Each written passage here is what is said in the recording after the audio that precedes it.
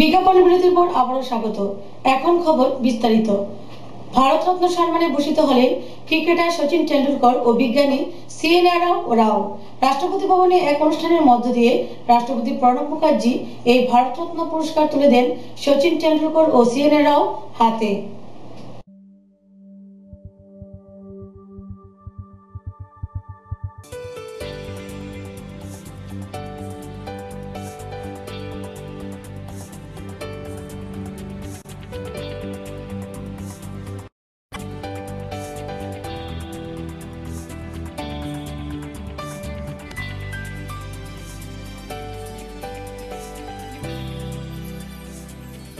ভারতরত্ন সম্মানে ভূষিত হলেন কিংবদন্তি ক্রিকেটার সচিন তেন্ডুলকর ও বিজ্ঞানী সিএনআর রাও। আজ রাষ্ট্রপতি ভবনে তাদের ভারতের সর্বোচ্চ সম্মানে ভূষিত করেন রাষ্ট্রপতি Pranab Mukhopadhyay.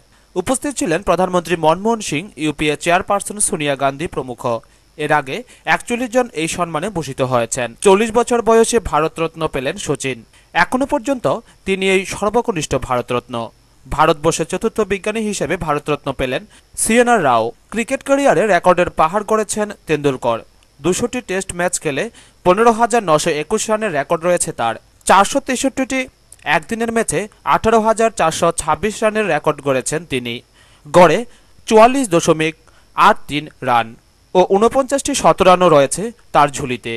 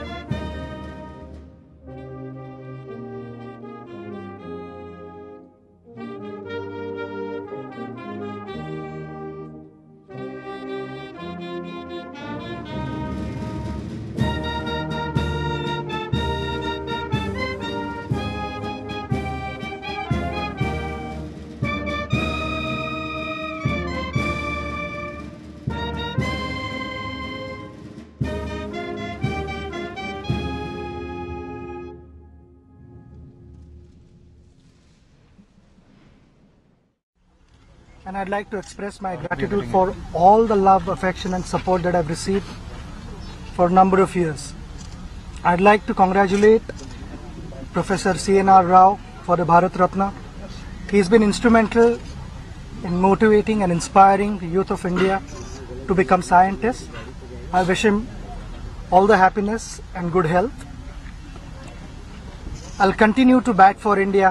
I know my cricket is stopped, but I'll continue to bat for India and try my best to give the people of India a reason to smile.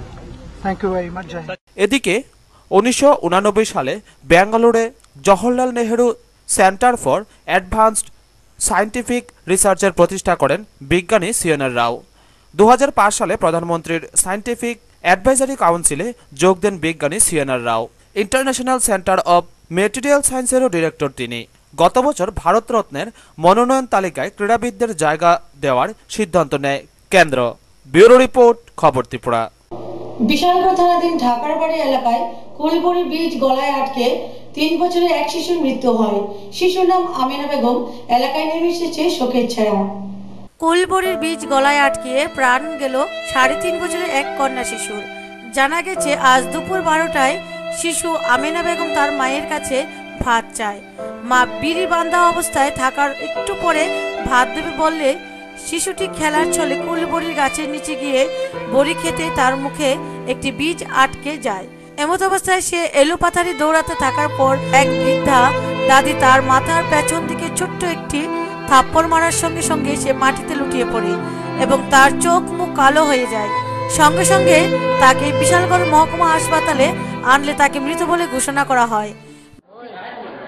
বড়িটা না গলাত লাগছে, আর যদি ঠান্ডা দিতে লাগাইলে সিজন দিছে, সিজনের লোকে বড়িটা না গলাত লাগছে লাগিয়ে নাই তারপরে দিতে তো বাসের বাড়ি না নাতি নয়, নাতি হিসেবে খাইজমি করতে ইয়া এই রে।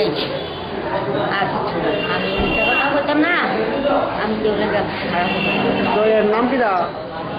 বাচ্চার নাম আমের না খাতুন লাগছে, আমের না খাতুন। এর বয়স কত? বয়স 3 বছর। আপনার কি হয়? আমার বাচ্চাদের ঘরের নাতি। আপনার কোন জায়গা বাড়ি? দাহারবাড়ি কলোনি, দাহারবাড়ি কলোনি। বাবা আবুল হোসেন কর্মসূত্রে সৌদি আরব আছেন। শিশুটির বাসস্থান বিশালগড় থানাধীন ঢাকার বাড়ি এলাকায়। মারা গেছে না আগে মারা গেছে? রাস্তা দিয়ে তার প্রাণ গেছে, এটাই পরিষ্কার আমরা দেখলাম। দেখছেন মানে এখানে আসার পরে তার প্রাণ আছে যে আমরা মনে করছি, আমরা ছিলাম এখানে, এটা মনে করছি। তারা অক্সিজেন লাগাইছে, সব কিছু করছে, টেস্ট করছে, তারাও বুঝেছে এটা রাস্তা দিয়ে শেষ। মানে মানে হসপিটাল ডাক্তাররা যা যা করার করছে। হ্যাঁ, এখানে তারা যা যা কিছু করছে, করার পরে তারপর তারা ঘোষণা দিয়েছে আমরা তো একটু ট্রিটমেন্ট করতে হয়, দেখতে লাগে। এটা করার পর তারা এখানে ডিক্লারেশনটা দিচ্ছে যে অলরেডি ডেড। এইরকম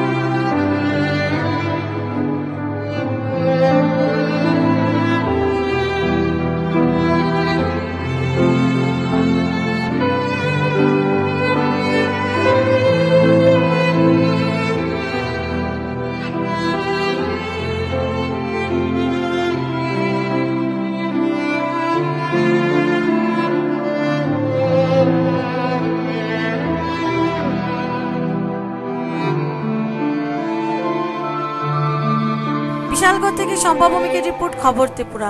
সিপিআইএম কাঠালিয়া অঞ্চল কমিটির উদ্যোগে অঞ্চলের 3টি স্থানে নানা কর্মসূচি পালন করা হয়।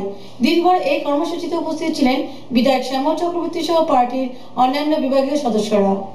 সিপিআইএম কাঠালিয়া অঞ্চল কমিটির উদ্যোগে অঞ্চলের 3টি স্থানে নানা কর্মসূচি অনুষ্ঠিত হয়। দিনভর এই কর্মসূচিতে উপস্থিত ছিলেন সিপিআইএম সুনামরা বিভাগীয় সম্পাদক মণ্ডলীর সদস্য তথা বিধায়ক শ্যামল চক্রবর্তী, বিষ্ণু ত্রিপুরা, নকুল মল্ল এবং পার্টির অঞ্চল সম্পাদক সুভাষ দেব। সকাল 10টায় প্রত্যন্ত এলাকা মাইক্রোসায় কমিউনিটি হলে অনুষ্ঠিত হয় 12 দফা দাবির সমর্থনে একটি হল সভা।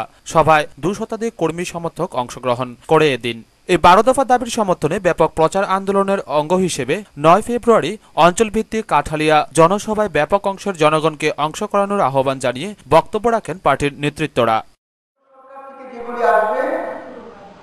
তার সাথে আরো 55,000 ঘর রাজ্য সরকারের টাকা দিয়ে দেবে। আগামী 5 বছরের মধ্যে এই যে এবার যে বিধানসভা নির্বাচন হলো, আরেকটা বিধানসভা নির্বাচন আসার আগে আমাদের রাজ্যে আর একজন মানুষও বাকি থাকবে না যে ঘর পায়নি। অর্থাৎ যারা পায়নি তাদের সবাইকে একটা করে ঘর দিয়ে দেওয়া হবে। কত টাকা? গতবার যারা পেয়েছে তাদের হলো 47,000 বা 48,000 টাকা। এবার আমরা বলছি না, কেন্দ্র সরকারের যেটা ঘোষণা হয়েছে সেটার মধ্যে 75,000 টাকা দেবে। 75,000 টাকা একজনের, এক পরিবারের পেছনে। এই যে ঘরটা করতে নানান রকম প্রশ্ন হতো। এই ঘর করার ক্ষেত্রে আয়ু আছে, অমুক আছে, সমুক আছে, আমাদের এই যে কাঠ কিনা হয়েছে এটার মধ্যে বোধহয় কিছু। জগৎরামপুরের মধ্যে যে স্টলগুলো ছিল করা গেছে এখানের মধ্যে, এখানে কমরেডদের মধ্যে একটা বার্তা গেল, আমরা কেউ আসলাম না এখানের মধ্যে। এরকম না ঘটনাটা, কমরেড আমি এসেছি, কমরেড নারায়ণ বন্ধু এসেছিল। আমি যখন আসি এখানের মধ্যে আমাদের কোনো কমরেড ছিলেন না, ছিলেন এখানে আমাদের 4 নম্বর ওয়ার্ডে যে আমাদের গত বৃহস্পতিবার দাঁড়িয়েছিলেন নীরদ মোহন, সে ছিল, অন্যরা কিছু লোকজন ছিল এখানের মধ্যে। আমি এসেছিলাম, কিন্তু বার্তাটা গেল জনগণের কাছে যে আমরা কেউ আসলাম না এখানের মধ্যে, এরকম একটা ঘটনা ঘটলো এখানের মধ্যে, দুঃখজনক ঘটনা। পার্টির পক্ষ থেকে কেউ আসলো না এখানের মধ্যে, বার্তাটা ভুল ছিল এখানের মধ্যে। আমরা এসেছিলাম, চেষ্টা করেছিলাম এখানের মধ্যে। বিকেল 2টায় বিভিন্ন সামাজিক সহায়তা প্রকল্পে ভাতা প্রাপকদের নিয়ে অনুষ্ঠিত হয় মনাইপাথর কমিউনিটি হলে মত বিনিময় সভা। সবাই ভিলেজ এলাকার 2 শতাধিক ভাতা প্রাপক নারী পুরুষ অংশগ্রহণ করে তাদের নানা সমস্যাগুলি তুলে ধরেন। 30 টাকা থেকে শুরু করে বামফ্রন্ট সরকার 75 টাকা পর্যন্ত করছিল। 88 সালে যখন ক্ষমতা আসে তখন 75। জোট সরকারের ক্ষমতার সময় আর 1 টাকাও বাড়ছে না, 75ই রয়ে গেছে। আবার যখন 93 সালে বামফ্রন্ট সরকার গঠন হয় লড়াই করে, এই 75 থেকে এখন 500তে গিয়ে পড়ছে। বলে 500 টাকায় হয়নি না, আমরাও তো জানি হয় না। এখানে যারা ভাতা পায় আমাদের রাজ্যে, তাদের বেশিরভাগ মানুষ গরিব মানুষ, তাদের বিপিএল কার্ড আছে, বিপিএল ভুক্ত আছে। আর এই গরিব মানুষ বেশিরভাগ হইল বামফ্রন্টের সিপিআইএম রে ভোট দেয়। সিপিআইএম রে এই যে গরিব মানুষ ভোট দেয়, কত পরিশ্রম করে, মিছিলে যায়, মিটিংয়ে যায়, তাদের 100 টাকা যদি আরো বাড়ে এটাতে আমাদের কোনো অসুবিধা আসেনি না। এই কারণে বামফ্রন্ট বারবার চায় তাদের যাতে বাড়ে। এই কারণেই 75 থেকে 500 আরো বাড়ানোর জন্য বামফ্রন্ট সরকার উদ্যোগ আছে। এদিকে বিকেল 4টার পর দক্ষিণ মহেশপুর রিফিউজি পাড়ায় বিমলদের বাড়িতে অনুষ্ঠিত হয় এক মত বিনিময় সভা। উক্ত সভায় হতাশাগ্রস্ত 10 জন কংগ্রেস কর্মী তাদের দীর্ঘদিনের দলের সাথে সম্পর্ক ছিন্ন করে বামফ্রন্টের সাথে ঐক্যবদ্ধ হয়ে আগামী দিন থেকে রাজ্যের সামগ্রিক উন্নয়নে কেন্দ্রীয় সরকারের অনিচ্ছুক হাত থেকে দাবি আদায়ের সংগ্রামে সামিল হওয়ার ঘোষণা দিয়ে দলত্যাগ করেন। তাদের অভিনন্দন জানিয়ে বক্তব্য রাখেন বিধায়ক শ্যামল চক্রবর্তী। কাঠালিয়া থেকে নারায়ণ বৈদ্যের রিপোর্ট, খবর ত্রিপুরা। মেলাঘরের আমোদালি অঙ্গনওয়াড়ি কেন্দ্রে বোমা বিস্ফোরণে শিশুদের সমস্ত খরচ দিবে বলে প্রতিশ্রুতি দিয়েছিলেন সমাজ কল্যাণ দপ্তর, কিন্তু এখনো পর্যন্ত কিছুই সাহায্য পায়নি তারা। এখন শিশুরা ভয়ে স্কুলেও আসতে চাইছে না। আমোদালি অঙ্গনওয়াড়ি কেন্দ্রে বোমা বিস্ফোরণে ঘটনাটি 13 দিন অতিক্রান্ত হলেও এখনো পর্যন্ত কাউকে গ্রেপ্তার করতে পারছে না মেলাঘর থানার পুলিশ। বোমা বিস্ফোরণের কারণে অনেক শিশুরা আসতে চাইছে না এই কেন্দ্রে। এলাকাবাসীদের অভিযোগ, সমাজ কল্যাণ মন্ত্রী বিজিতা নাথ বলেছিলেন আহত শিশুদের চিকিৎসা বাবদ যত টাকা খরচ হয় তা ফিরিয়ে দেবেন, এমনকি 1 মাস ডিম খাওয়ানো হবে, কিন্তু এসব প্রতিশ্রুতির মধ্যে একটিও পূরণ হয়নি। বোমা বিস্ফোরণের ভয়ঙ্কর দৃশ্যটি কাটিয়ে উঠতে পারছে না ওই গ্রামের শিশু ও অভিভাবকরা। এই কারণে শিশুরা এমনকি তাদের অভিভাবকরাও শিশুদের ওই কেন্দ্রে পাঠাতে ভয় পায়। কে নেবে এই সব শিশুদের দায়ভার? মন্ত্রীর প্রতিশ্রুতি কি প্রতিশ্রুতি থেকে যাবে? এই প্রতিশ্রুতি দায় কে নেবে? এই প্রতিশ্রুতি কি কখনো পূরণ হবে না? তাই এখন লক্ষ টাকার প্রশ্ন। এই দুর্ঘটনার পরে আমরা যার নিজে টাকা দিয়ে চিকিৎসা করতেছি, অনবধি করতেছি। মন্ত্রী আইসে, আইয়া সেরা কইয়া গেছে আমরারে বাচ্চারা 1 মাস করে ডিম দিব, 1টা করে 2টা করে। আমরা ডিমও পাইতে আসি না, চিকিৎসার খরচও পাইতে আসি না। আর এই ঘটনাটা কে করলো, কারা করলো, এই ঘটনা আমরা তারা তদন্ত করে ধরছে না কোনো আসামি। তারা মন্ত্রী আওয়ার পরে শুধু একদিন আসলো পুলিশ, এরপর আর আওয়াটা হয়েছে না। ওষুধ খাওয়ার পরও নাক কান দিতে ব্যথা করো, ওই ডাক্তার কইছে আস্তে আস্তে সুস্থ হইব। কিন্তু সব বাচ্চারা দিয়ে স্কুলে যাইতে আছে, কিন্তু আমার তারা স্কুলে যাইতে পারে নাকি। মনে করেন আমরা মাথা ভিতরে আছি যে ধাক্কাইয়া ফাটাইলো, যাইতে চায় না। কইতাছে যে বুম রাষ্ট্রীয়, আবার বুম রাষ্ট্রীয়, আমরা স্কুলে যাইতাম না, পড়ালেখা করতাম না। তো আমরা কই বড় হইলে কেমনে পড়ালেখা করবো, কোনো না যাইলে কোন না আমরা যে স্কুলে যাইতাম না। তারা না ফাটাইতাম, কই ফাটাইয়া কি হইব, ভালো করে পড়ায়ও না। এরপরে যেতটুক সময়ে যায় পোলাপানি খেলতো, বাড়িয়ে যায় এমন ইয়ার মধ্যে পড়ে, ফাটাইয়া কোনো লাভ নাই, বাড়ি ঘরে রেখে পড়ে। তবে আমরা ডিসিপ্লিন শিখানো লাগবো। ওখানে না মনে করেন ছোট রয়েছে যাইয়া শিখতে পারে না। আমরা কি গরিব মানুষ, আমরা বাড়ির কাজকর্ম ভালাইয়া যাইয়া বইয়া থাউন বা আবার লইয়া হন, আইয়া পড়তাম লাগলো আবার শিক্ষারে বইয়া থাউন লাগে। ব্যুরো রিপোর্ট, খবর ত্রিপুরা। ওএনজিসি শ্রমিক ইউনিয়ন গোকুলনগরে ওএনজিসি ডিজিএম অফিসের সামনে এক গণ অবস্থান সংগঠিত করে। উপস্থিত ছিলেন শ্রমিক ইউনিয়নের সম্পাদক তাপস গুপ্ত সহ অন্যান্যরা। আজ সকালে 11টায় 2 ঘন্টার গণ অবস্থানে বসলো ওএনজিসি শ্রমিক ইউনিয়ন। গোকুলনগর স্থিত ওএনজিসির ডিজিএম অফিসের সামনে পালন করা হয় এই গণ অবস্থান। উল্লেখ্য, সারা রাজ্যব্যাপী 1200 শ্রমিকের 1 মাস 7 দিনের বেতন দেয়নি ওএনজিসি দপ্তর, যাদের শ্রমিক মূল্য 1,30,00,000 হবে, জানিয়েছে ওএনজিসি শ্রমিক ইউনিয়নের সম্পাদক তাপস গুপ্ত। মাস ধরে অর্থাৎ ডিসেম্বর মাস এবং জানুয়ারি মাসের 4 তারিখ পর্যন্ত কাজ হয়েছিল। এই শ্রমিকদের মজুরি এখনো পর্যন্ত পায়নি। কন্ট্রাক্টর কর্তৃপক্ষ তার ওএনজিসির সঙ্গে আইনগত বিষয় নিয়ে লড়াই করছেন, তার কারণেই উনি এখনো শ্রমিকদের বেতন প্রদান করেনি। তার ফলে আমরা এই গণঅবস্থানে আজকে বসছি। প্রায় 2 বার আমাদের এই কাজ ডেট দেওয়া সত্ত্বেও বেতন উনি দেয়নি। গত 24 তারিখে লাস্ট পেমেন্ট করবার সিদ্ধান্ত নিয়েছিলেন, দেবেন বলে দেননি। আজকে তার পরিপ্রেক্ষিতে আমরা গণঅবস্থান অর্থাৎ ডেপুটেশন দেওয়া হবে একটা ওএনজিসি কর্তৃপক্ষের নিকট। তার উদ্দেশ্য নিয়ে আমরা এখানে বসছি এবং ডেপুটেশন দেওয়া হয়েছে কিছুক্ষণ আগে। আমরা আজকের এই 2 ঘন্টার অবস্থান থেকে ওএনজিসিকে জানিয়েছি, যদি কন্ট্রাক্টর কর্তৃপক্ষ আগামী কিছুদিনের মধ্যে তার বেতন প্রদান না করে তাহলে ওএনজিসি। এই দিনে এই গণ অবস্থানে অন্যান্যদের মধ্যে উপস্থিত ছিলেন রাজ্য কমিটির সিআইটিও সদস্য সাধন বসু, বিশালগঞ্জ জেলা সিআইটিও সদস্য মধুসূদন দেশ ও অন্যান্যরা।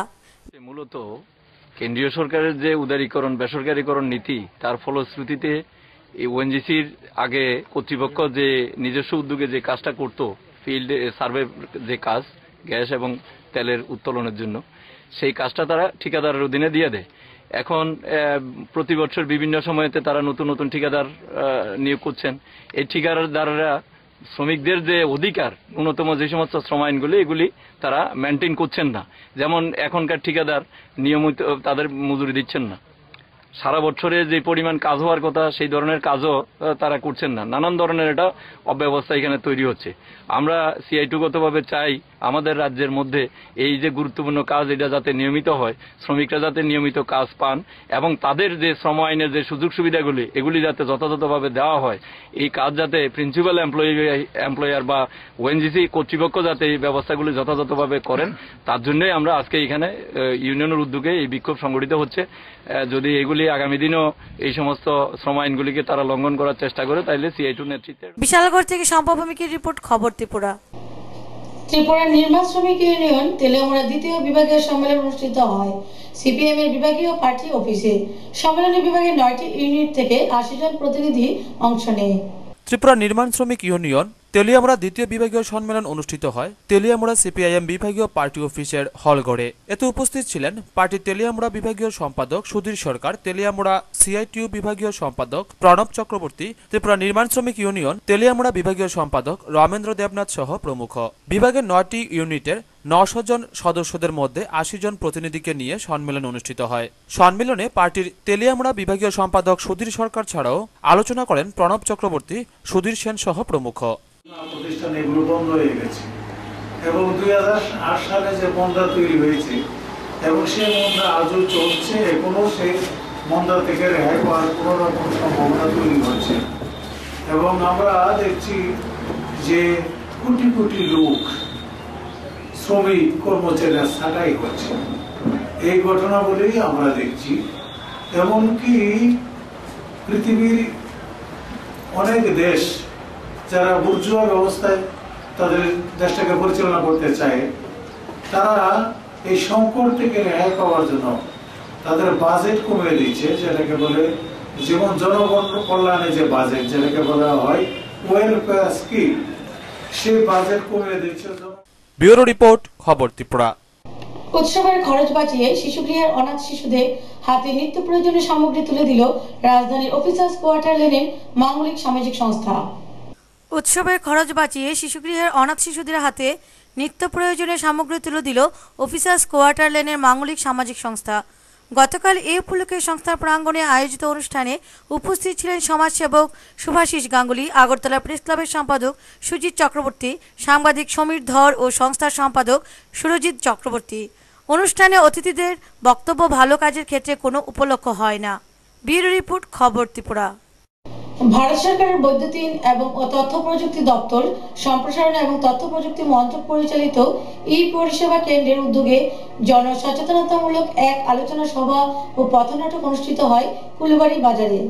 ভারত সরকারের বৈদ্যুতিন এবং তথ্য প্রযুক্তি দপ্তর সম্প্রসারণ এবং তথ্য প্রযুক্তি মন্ত্রক পরিচালিত ই পরিষেবা কেন্দ্রের উদ্যোগে আজ এক জনসচেতনতামূলক আলোচনা ও পথনাটক সংগঠিত হয় কুলুবাড়ি বাজারে।